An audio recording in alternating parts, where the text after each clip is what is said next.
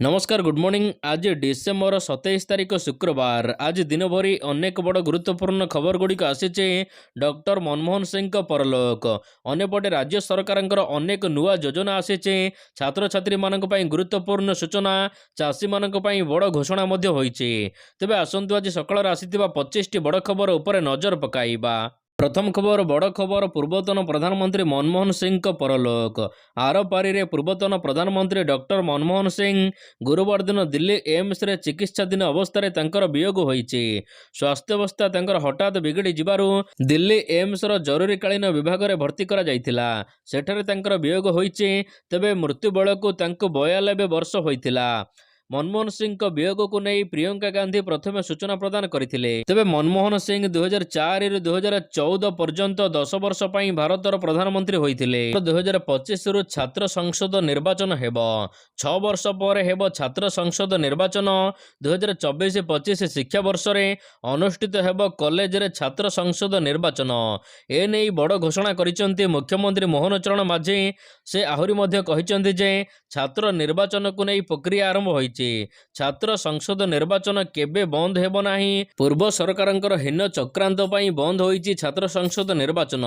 2018 रु राज्य रे बंद होईची छात्र संसद निर्वाचन, किंतु 2025 रु एहाकू पुणी थरे चालू करबाकू बीजेपी सरकार प्रस्तुति रे अछि। ए नै मुख्यमंत्री मोहन चरण माझी सूचना दैचंती। परवर्ती खबर श्रीमंदिर रे नुआ वर्ष रे हेबोनी धाड़ी दर्शन व्यवस्था। नुआ वर्षरु हेबो नाही श्रीमंदिर रे कौनसी प्रकार धाड़ी दर्शन व्यवस्था। धाड़ी दर्शन ट्रायल रन चलित मासरे हेबो नाही। श्रद्धालुंक भिड़ को दृष्टि रखी सरकार एही निष्पत्ति नेइचंती।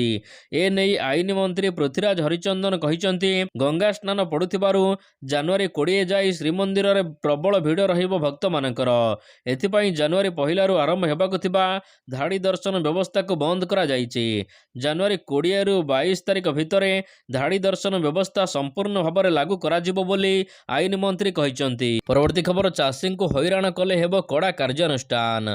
फसल बीमा को नहीं बीमा कंपनी को राजस्व मंत्री सुरेश पुजारी कड़ा चेतावनी देइचंती।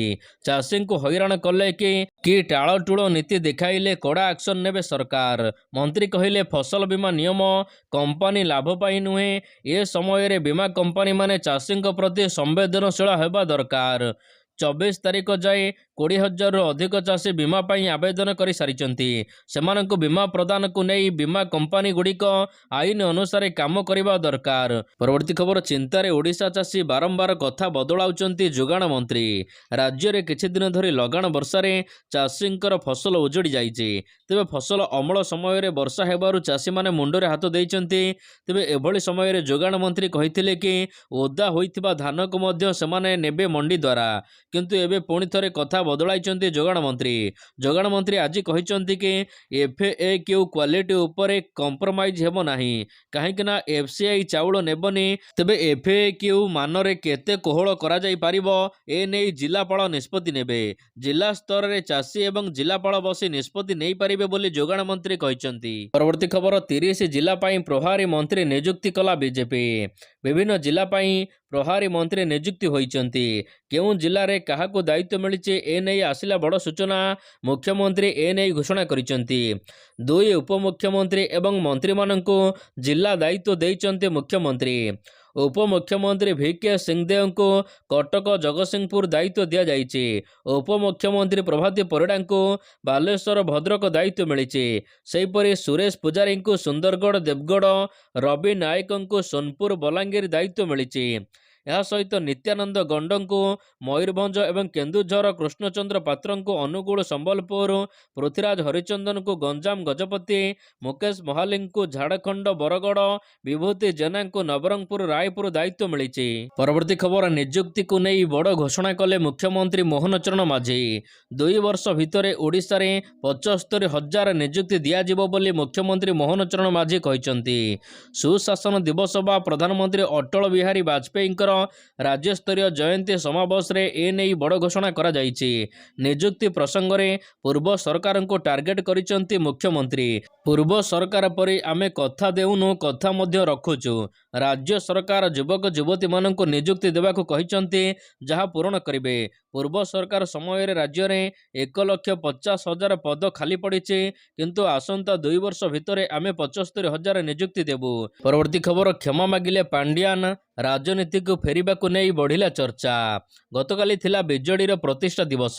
ए नहीं बीजेडी कर्मी माने एकजुट हेबा सहित दल किपरि आगो जीव ए नहीं समस्त विचार विमर्श करिसंती। एपटे पांड्यान एक ट्वीट करिसंती, भूल समस्तक जीवन रे होइथाए, जदि काहार किछि असुविधा होइथिबो एथिपाई समस्त ओडिशावासी पाखरे से क्षमा प्रार्थना करिसंती। तेबे हठात काहेकि पांड्यान एभली ट्वीट कले ए नहीं सबुआडे चर्चा। तेबे पांड्यान ओडिशावासी को भूल मागे पुणी थरे बीजेडी मंग धरिबे बोली कुहा जाउछि, किंतु अन्य केतेक कहउचंती जे एही पोस्ट पांड्यान नुहे अन्य केही जणे करिसंती, जाहाकु नै वर्तमान संदेह देखा देउछि। परवर्ती खबर नवीन कहिले बीजेडी हारिबार कारण। गतकाली थिला बीजेडी प्रतिष्ठा दिवस। बीजेडी प्रतिष्ठा दिवस रे बीजेडी सुप्रीमो नवीन पट्टनायक पराजयर कारण कहिसंती। से कहिसंती, मु जानिछि बहुत लोकमानक मनरे प्रश्न अछि जे निर्वाचन रे आमे केमिति हारिलु। आज भी तार उत्तर मु देबी। मु कहिबे आमे हारि नाहु, लोकंकर विश्वास मध्य हराई नाहु। बीजेपी मिछ कथा कही मिछ प्रतिश्रुति देई लोकंको भुआ बुलाई सरकार को आसीचे। तेबे मिछ कही मध्य बीजेपी आमठारु कम भोट पाइचे। तेबे आमर भूल हला, आमे सेमानकर मिछ को ठीक भाबरे काउंटर करि पारिलु नाही। सेमानकर नकारात्मक कैंपेन सोशल मीडिया रे मिथ्या कहानी लोकंको ऊपर प्रभाव पकाई पारिला। आमे एथिपाई हारिलु। तेबे आगो को आम दल आहुरी स्ट्रंग हेबो एवं लोकमानकर सेवा करिबा को बीजेडी पुणी थरे सुजोग पाई। परवर्ती खबर श्रीमंदिर प्रशासन तरफरु आसिला इंग्राजी नववर्ष 2025 रो कैलेंडर। आउ 4 दिन पर आसिबो नुआ वर्ष। श्रीमंदिर प्रशासन तरफरु नुआ वर्ष बा इंग्राजी वर्ष 2025 पाई नूतन कैलेंडर प्रस्तुत करा जायछि। गतकाली उभय कैलेंडर को विधिवत भाव में उन्मोचन करा जायछि। मुख्यमंत्री श्री मोहन चरण माझी यहाको उन्मोचन करिसंती। कैलेंडर गुड़िकर प्रथम कॉपी को श्रीमंदिर रे महाप्रभुंक लागि देबा परे गतकाली यहाको लोकार्पण करा जायछि। तेबे पुरी एवं भुवनेश्वर स्थित श्रीमंदिर सूचना केन्द्र गुड़िकरे यही कैलेंडर उपलब्ध हेबो। जेउ माने चाहिबे यही केन्द्र रो कैलेंडर किनि पारिबे। परवर्ती खबर अदिनिया वर्षा पाई जीवन हारिले 2 चाषी। अदिनिया वर्षा उजाड़ी देइछि चाष। चाषींक मेरुदंड भांगी देइछि। ऋण बोझ एबे चाषींकर चिंता बढ़ाई देइछि। एही कारणर 2 चाषी ओडिशा रे आत्महत्या करिथिबा अभियोग आसीछि। सूचना अनुसार केन्द्रापड़ा डेराबिस ब्लॉक अंतर्गत भावग्राही मल्लिकंकर हृदघातर मृत्यु होइथिबा नै अभियोग आसीछि। चाष खराब होई जाइछि वर्षा द्वारा, जहाकु देखि तांकर हृदघात होइछि बोली कुहा जाइछि। अन्यपटे गंजाम जिला छत्रपुर गाँर बरंग गाँव रे चाषी आत्महत्या करिथिबा अभियोग आसीछि। मृत चाषी भावविह्वल होई धान चाष को देखि विष पीथिबा कुहा जाउछि। लगाण वर्षा रे चाष जमी नष्ट होइछि। तेबे एही घटना को नै राजस्व विभाग अधिकारी माने तदंत करुचंती। परवर्ती खबर ओडिशा पाई 455 कोटी टंका अनुदान जारी कले केंद्र सरकार। केंद्र सरकार ओडिशा और राजस्थान रो ग्रामीण स्थानीय संस्था गुड़िक 2024-25 आर्थिक वर्ष रे 15 अर्थ आयोग अनुदान राशि प्रदान करिसंती। ओडिशार ग्रामीण स्थानीय संस्था गुड़िक 2024-25 आर्थिक वर्षर द्वितीय किस्ती अर्थात 370.20 कोटी टंका एवं 2024-25 आर्थिक वर्ष पाई अणबंधित अनुदानर प्रथम किस्ती बकेया 84.5806 कोटी टंका प्रदान करिसंती। परवर्ती खबर शंख भवन रे हाताहाती। गतकाली बीजेडी थिला प्रतिष्ठा दिवस। गतकाली 28 वर्ष मध्य जहाँ होई नथिला ताहा घटी जाइछि। राजधानी भुवनेश्वर स्थित बीजेडी मुख्य कार्यालय शंख भवन भितरे दलीय कर्मी माने हाताहाती होइचंती। बीजेडी वरिष्ठ नेतांक सामनारे एही घटना घटिथिबा बेले यह नियंत्रण को आसीबा पूर्वरु गणमाध्यम को वीडियो आसी जाइछि। तेबे गतकाली शंख भवन रे बीजेडी युव नेत्री इस्पिता साहुंक उपरे आक्रमण होइछि। तांकु जणे महिला कर्मी सर्वसम्मुखरे चापुड़ा मारिचंती। ए समय रे शह शह कर्मी उपस्थित थिले। परवर्ती खबर 10,000 नवगठित ପ୍ୟାକ୍ସ ଦୁଗ୍ଧ ଏବଂ ମତ୍ସ୍ୟ ସମବାୟ ସମିତି ଉଦ୍ଘାଟନ କଲେ କେନ୍ଦ୍ରମନ୍ତ୍ରୀ। କେନ୍ଦ୍ର ଗୃହ ଏବଂ ସମବାୟ ମନ୍ତ୍ରୀ ଅମିତ ଶାହା ନୂଆଦିଲ୍ଲୀରେ 10,000 ନବଗଠିତ ବହୁମୁଖୀ ପ୍ରାଥମିକ କୃଷି ଋଣ ସମିତି ଦୁଗ୍ଧ ଏବଂ ମତ୍ସ୍ୟ ଉତ୍ପାଦନ ସମବାୟ ସମିତିକୁ ଉଦ୍ଘାଟନ କରିଛନ୍ତି। ଏହି ଅବସରରେ କେନ୍ଦ୍ର ମତ୍ସ୍ୟ ପ୍ରାଣୀ ସମ୍ପଦ ଏବଂ ଦୁଗ୍ଧ ପଞ୍ଚାୟତିରାଜ ମନ୍ତ୍ରୀ ସଞ୍ଜୀବ ରଞ୍ଜନ ମଧ୍ୟ ଉପସ୍ଥିତ ଥିଲେ। ପରବର୍ତ୍ତୀ ଖବର, ରାଜ୍ୟରେ ହେବ ନୂଆ ବନ୍ଦର। ରାଜ୍ୟ ସରକାର ନୂଆ ବନ୍ଦର ବିକାଶ କରିବାକୁ ଯୋଜନା କରିଛନ୍ତି। ରାଜ୍ୟ ସରକାରଙ୍କ ସୂଚନା ଅନୁସାରେ ବାଲେଶ୍ୱରର ବାହାବଳପୁର, ଚାନ୍ଦିପୁର, ଇଞ୍ଚୁଡ଼ି, ଏହା ସହିତ ପୁରୀର ବାଲିହରଚଣ୍ଡୀ ଏବଂ ଗଞ୍ଜାମର ପାଲୁରରେ ବନ୍ଦର ନିର୍ମାଣ କରିବାକୁ ରାଜ୍ୟ ସରକାର ସ୍ଥାନ ନିରୂପଣ କରିଛନ୍ତି। ଏହା ସହିତ ବାଲେଶ୍ୱର ସୁବର୍ଣ୍ଣରେଖା ମୁହାଣରେ ବନ୍ଦର ନିର୍ମାଣ କରିବାକୁ ସୁବର୍ଣ୍ଣରେଖା ପୋର୍ଟ ପ୍ରାଇଭେଟ ଲିମିଟେଡ୍ ସହିତ ଚୁକ୍ତି ସ୍ୱାକ୍ଷରିତ କରିଛନ୍ତି ରାଜ୍ୟ ସରକାର। ଏହାର ପ୍ରାରମ୍ଭିକ ନିର୍ମାଣ କାର୍ଯ୍ୟ ସହିତ ଜମି ଅଧିଗ୍ରହଣ ପାଇଁ ଜାରି ହୋଇଛି ଏସ୍ଓପି। ସେହିପରି ଜଗତସିଂହପୁରର ଜଟାଧାରୀ ମୁହାଣରେ ଏକ ନିଜସ୍ୱ ଜେଟି ସ୍ଥାପନ କରିବାକୁ ରାଜ୍ୟ ସରକାର ବୁଝାମଣାପତ୍ର ସ୍ୱାକ୍ଷରିତ କରିଛନ୍ତି। ପରବର୍ତ୍ତୀ ଖବର, ସରକାର କରିବେ ଚାଷୀମାନଙ୍କର ଡାଟାବେସ୍। ପ୍ରଶ୍ନ ଉଠୁଛି, କ'ଣ ହେବ ଭାଗ ଚାଷୀମାନଙ୍କର ଭାଗ୍ୟ? ଚାଷୀଙ୍କ ଡାଟାବେସ୍ କରିବେ ରାଜ୍ୟ ସରକାର ଘୋଷଣା କରିଛନ୍ତି। ଜାନୁଆରୀ 1ରୁ ଆରମ୍ଭ କରାଯିବ ଚାଷୀଙ୍କ ପଞ୍ଜୀକରଣ। ମାର୍ଚ୍ଚ ସୁଦ୍ଧା ସରିବ ସମସ୍ତ ପ୍ରସ୍ତୁତି। ଚାଷୀମାନଙ୍କର ଡାଟାବେସ୍ ପ୍ରସ୍ତୁତ କରାଯିବ। ସମସ୍ତ 30ଟି ଜିଲ୍ଲାରେ ହେବ ଚାଷୀ ପଞ୍ଜୀକରଣ। ପିଏମ୍ କିଷାନ ଏବଂ କୃଷକ ଓଡ଼ିଶା ହିତାଧିକାରୀ ପ୍ରଧାନମନ୍ତ୍ରୀ ଫସଲ ବୀମା ଯୋଜନାର ହିତାଧିକାରୀମାନେ ଏହି ପ୍ରକ୍ରିୟାରେ ଅଗ୍ରାଧିକାର ପାଇବେ। ତେବେ ଆଧାର କାର୍ଡ ଦେଇ ପୋର୍ଟାଲରେ ପଞ୍ଜୀକରଣ କରିବେ ଚାଷୀ। ମୋବାଇଲ ନମ୍ବର, ଜମି ପଟ୍ଟା ମଧ୍ୟ ଦେବାକୁ ପଡ଼ିବ। ଚାଷୀ ପଞ୍ଜୀକରଣ କରିବାକୁ ରାଜ୍ୟ ସରକାର ଏସ୍ଓପି ଜାରି କରିଛନ୍ତି। ତେବେ ଏହି ଏସ୍ଓପିରେ ଭାଗ୍ୟ ଚାଷୀମାନଙ୍କର କଥା ନାହିଁ। ଭାଗ ଚାଷୀମାନଙ୍କର ଭାଗ୍ୟ କ'ଣ ହେବ, ଏ ନେଇ ଚିନ୍ତାରେ ଚାଷୀ। ପରବର୍ତ୍ତୀ ଖବର, ହେନ୍ତାଳ ବନ ଜଗିବ ସିସିଟିଭି। 2025-26ରେ ଉପକୂଳବର୍ତ୍ତୀ 5ଟି ଜିଲ୍ଲାର 257 ହେକ୍ଟର ସ୍ଥାନରେ ସୃଷ୍ଟି ହେବ ନୂଆ ହେନ୍ତାଳ ବନ। ଏ ନେଇ ସୂଚନା ଦେଲେ ମନ୍ତ୍ରୀ ଗଣେଶ ରାମ ସିଂ ଖୁଣ୍ଟିଆ। ବାତ୍ୟା ଏବଂ ବନ୍ୟା ମୁକାବିଲା ପାଇଁ ଏହା ସହାୟକ ହେବ। ମନ୍ତ୍ରୀ ଆହୁରି ମଧ୍ୟ କହିଛନ୍ତି, 2025-26ରେ ପାଖାପାଖି 375 ହେକ୍ଟର ଜମିରେ ହେନ୍ତାଳ ବନ ସୃଷ୍ଟି କରାଯିବ। ସେହିପରି 632 ହେକ୍ଟର ସମୁଦ୍ର ଉପକୂଳରେ ସୃଷ୍ଟି ହେବ ହେନ୍ତାଳ ବନ। ତେବେ ଏଣିକି ହେନ୍ତାଳ ବନ ଜଗିବ ସିସିଟିଭି, ଅର୍ଥାତ୍ ହେନ୍ତାଳ ବନ ଉପରେ ନଜର ରଖିବାକୁ ସିସିଟିଭି ଲଗାଯିବ। ପରବର୍ତ୍ତୀ ଖବର, ଭାରତରେ ବଢ଼ୁଛି ବିଦେଶୀ ପର୍ଯ୍ୟଟକଙ୍କ ସଂଖ୍ୟା। ଭାରତ ସରକାର ପର୍ଯ୍ୟଟନକୁ ଅଧିକ ଆକୃଷ୍ଟ କରିବାକୁ ଏ କ୍ଷେତ୍ରରେ ରୋଜଗାର ଅଧିକ ସୃଷ୍ଟି କରିବାକୁ ଉଦ୍ୟମ କରୁଛନ୍ତି।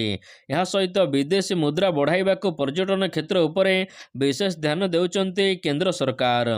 ତେବେ ଏହାର ମଧ୍ୟରେ ଏକ ଭଲ ତଥ୍ୟ ସାମ୍ନାକୁ ଆସିଛି। ପର୍ଯ୍ୟଟନ ମନ୍ତ୍ରାଳୟ ଜାରି କରିଥିବା ତଥ୍ୟ ଅନୁସାରେ 2023ରେ ଭାରତକୁ ପ୍ରାୟ 1.89 କୋଟି ବିଦେଶୀ ପର୍ଯ୍ୟଟକ ଆସିଛନ୍ତି। ସେହିପରି ପର୍ଯ୍ୟଟକଙ୍କ ଜରିଆରେ ସରକାରଙ୍କୁ ପ୍ରାୟ 2.32 ଲକ୍ଷ କୋଟି ଟଙ୍କା ବିଦେଶୀ ମୁଦ୍ରା ମିଳିଛି।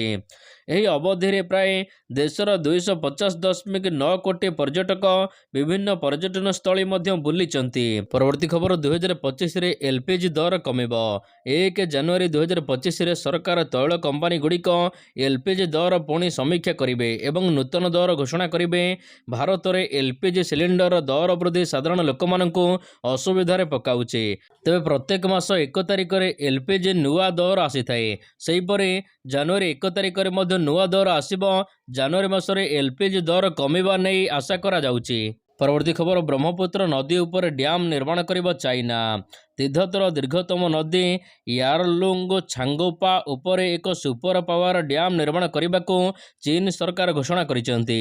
ତେବେ ଏହି ଡ୍ୟାମ୍ ଚାଇନାର 3 ଜର୍ଜ ଡ୍ୟାମ୍ ଠାରୁ 3 ଗୁଣ ଅଧିକ ବିଦ୍ୟୁତ୍ ଉତ୍ପାଦନ କରିବ, ଯାହାଦ୍ୱାରା ପୃଥିବୀର ଗତି ଉପରେ ପ୍ରଭାବ ପକାଇବ ବୋଲି ଆଶଙ୍କା ପ୍ରକାଶ ପାଇଛି। ତେବେ ଏହି ଡ୍ୟାମ୍ ନିର୍ମାଣ ପାଇଁ ଚୀନ ସରକାର $137 ବିଲିୟନ ଖର୍ଚ୍ଚ କରିବାକୁ ଯାଉଛନ୍ତି। ବିଶେଷଜ୍ଞମାନଙ୍କର କହିବା କଥା, ଚୀନ ଏହି ଡ୍ୟାମ୍ ନିର୍ମାଣ କରିବା ଦ୍ୱାରା ପୃଥିବୀରେ ଥିବା ସମସ୍ତ ଭିତ୍ତିଭୂମି ପ୍ରକଳ୍ପକୁ ବହୁ ପଛରେ ପକାଇଦେବ। ପରବର୍ତ୍ତୀ ଖବର, ପାକ୍ ଓ ଆଫଗାନିସ୍ତାନ ମଧ୍ୟରେ ବଢ଼ୁଛି ଉତ୍ତେଜନା। ଯୁଦ୍ଧ ହେଲେ କିଏ ଭାରି ପଡ଼ିବ ଜାଣନ୍ତୁ। ପାକିସ୍ତାନ ଏବଂ ଆଫଗାନିସ୍ତାନ ମଧ୍ୟରେ ଉତ୍ତେଜନା ଜାରି ରହିଛି। ପାକ୍ ସେନାର ଏୟାର ଷ୍ଟ୍ରାଇକ୍ ପରେ ଉତ୍ତେଜନା ଆହୁରି ମଧ୍ୟ ବଢ଼ିଯାଇଛି। ତାଲିବାନ ଦୃଢ଼ ଜବାବ ଦେବା ନେଇ ପ୍ରସ୍ତୁତି ଆରମ୍ଭ କରିଦେଇଛି। ମଙ୍ଗଳବାର ଦିନ ପାକିସ୍ତାନ ସେନା ଆଫଗାନିସ୍ତାନର ପୂର୍ବ ପ୍ରାନ୍ତରେ ଏୟାର ଷ୍ଟ୍ରାଇକ୍ କରିଥିଲା। ଏହି ଆତ୍ମଘାତୀ ହାମଲାରେ ପ୍ରାୟ 46 ଜଣ ପ୍ରାଣ ହରାଇଥିବା ବେଳେ ଏଥିରେ ଅନେକ ଲୋକ ଆହତ ହୋଇଛନ୍ତି। ସେପଟେ ଆଫଗାନିସ୍ତାନ ମଧ୍ୟ ଏହାର ଜବାବ ଦେବାକୁ ସେପଟେ ପ୍ରସ୍ତୁତି ଆରମ୍ଭ କରିଦେଇଛି। ରିପୋର୍ଟ ଅନୁସାରେ ପାକିସ୍ତାନ ପାଖରେ 6 ଲକ୍ଷ ଅଛନ୍ତି ସ୍ଥଳସେନା, ଆଉ ଆଫଗାନିସ୍ତାନ ନିକଟରେ 3 ଲକ୍ଷ ସ୍ଥଳସେନା ଅଛନ୍ତି। ଅନ୍ୟପଟେ ପାକିସ୍ତାନ ପାଖରେ ଅଧିକ ଅସ୍ତ୍ରଶସ୍ତ୍ର ରହିଥିବା ବେଳେ ପରମାଣୁ ବମ୍ ମଧ୍ୟ ପାକିସ୍ତାନ ପାଖରେ ଅଛି। ପରବର୍ତ୍ତୀ ଖବର, ସୋନୁଙ୍କୁ ମିଳିଥିଲା ମୁଖ୍ୟମନ୍ତ୍ରୀ ପଦର ଅଫର। ବଲିଉଡ ଅଭିନେତା ସୋନୁ ସୁଦ କରୋନା ସମୟରେ ଗରିବ ଲୋକମାନଙ୍କ ପାଇଁ ସାଜିଥିଲେ ଭଗବାନ। ତାଙ୍କର ଉଦାରତା ହେତୁ ଦୀର୍ଘ ଦିନ ଧରି ସେ ଚର୍ଚ୍ଚାରେ ରହିଥିଲେ। ତେବେ ଗତକାଲି ଏକ ପ୍ରେସ୍ ମିଟ୍ରେ ଯୋଗଦେବା ଅବସରରେ ସୋନୁ ଏକ ବଡ଼ ଉତ୍ତର ଦେଇଛନ୍ତି। ସେ କହିଛନ୍ତି, ମୋତେ ମୁଖ୍ୟମନ୍ତ୍ରୀ ହେବାକୁ ଅଫର ମିଳିଥିଲା। ମୁଁ ରାଜି ନ ହେବାରୁ ଉପମୁଖ୍ୟମନ୍ତ୍ରୀ ହେବାକୁ ମଧ୍ୟ କୁହାଗଲା। ଦେଶର ନାମୀ ବ୍ୟକ୍ତି ମୋତେ ରାଜ୍ୟସଭା ସାଂସଦ ପଦ ଦେବା ପାଇଁ ମଧ୍ୟ ଅଫର ଦେଇଥିଲେ। ସେମାନେ ମୋତେ କହିଲେ, ଆପଣ ଆସନ୍ତୁ, ଲୋକମାନଙ୍କ ପାଇଁ ଲଢ଼ନ୍ତୁ ଏବଂ ଲୋକମାନଙ୍କର ସେବା କରନ୍ତୁ, କିନ୍ତୁ ମୁଁ ରାଜନୀତିକୁ ଯିବି ନାହିଁ ବୋଲି ମନା କରିଦେଇଥିଲି। ପରବର୍ତ୍ତୀ ଖବର, ଦଣ୍ଡିତ ହେଲେ କୋହଲି। ବିରାଟ କୋହଲିଙ୍କ ବିରୋଧରେ ଆଇସିସିର କଡ଼ା ଆକ୍ସନ। ମେଲବର୍ଣ୍ଣ କ୍ରିକେଟ ଗ୍ରାଉଣ୍ଡରେ ସାମ୍ସ କନଷ୍ଟାନ୍ସଙ୍କୁ ଧକ୍କା ମାରିବା ପାଇଁ ତାଙ୍କ ମ୍ୟାଚ୍ ଫିକ୍ସରେ 20% ଜୋରିମାନା ଲାଗିଛି। ଗୋଟିଏ ଡିମେରିଟ୍ ଅଙ୍କ ଦିଆଯାଇଛି। ଏହି ଘଟଣା ବକ୍ସିଂ ଡେ ଟେଷ୍ଟର ପ୍ରଥମ ଦିନରେ ଦେଖିବାକୁ ମିଳିଥିଲା। ତେବେ ସବୁଠାରୁ ବଡ଼ କଥା ହେଉଛି, କୋହଲି ନିଲମ୍ବନରୁ ବଞ୍ଚି ଯାଇଛନ୍ତି। କୋହଲିଙ୍କ ଉପରେ ଆଇସିସି ମାତ୍ର 5 ଘଣ୍ଟାରେ ଏହି ଆକ୍ସନ ନେଇଛି।